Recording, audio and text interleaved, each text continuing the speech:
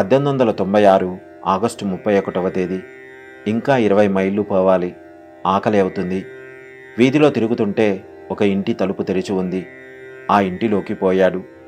ఆ ఇంటి యజమాని ముత్తుకృష్ణ భాగవ అవతార్. కృష్ణాష్టమి రోజున సాక్షాత్తు బాలకృష్ణుడే తమ ఇంటికి వచ్చారని భావించి ఆకలిగొని దీనంగా ఉన్న బాలునికి ఎంతో వాత్సల్యముతో కడుపు నిండా విందు భోజనం పెట్టారు. అక్కడి నుండి మరలా ప్రయాణం సాగించాలి. డబ్బు లేదు. వెంకట్రామన్ తన చెవులకున్న బంగారపు పోగులను తీసి భాగవ అవతార్ చేతిలో పెట్టి తాకట్టుపై 4 రూపాయలు ఇవ్వమని అడిగాడు. ఆయన పరిశీలించి అవి కనీసం 20 రూపాయలు విలువ చేస్తాయని భావించి వెంకట్రామన్ అడిగిన 4 రూపాయలు ఇచ్చాడు. డబ్బులు తిరిగిచ్చి తాకట్టు విడిపించుకునేందుకు తన ఇంటి చిరునామా కూడా వ్రాసి ఇచ్చారు. కృష్ణునికి నైవేద్యం పెట్టి ఉంచిన భక్ష్యములను మూటగట్టి వెంకట్రామన్కు ఆ గృహిణి ఇచ్చింది. వెంకట్రామన్ మూటతో స్టేషన్కు బయలుదేరాడు.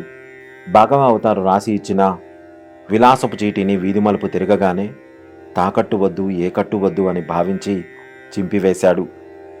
వెంకట్రామన్ కీళ్ళూరులో తెల్లవారుజామున రైలు ఎక్కి తిరువన్నామలై చేరుకున్నాడు.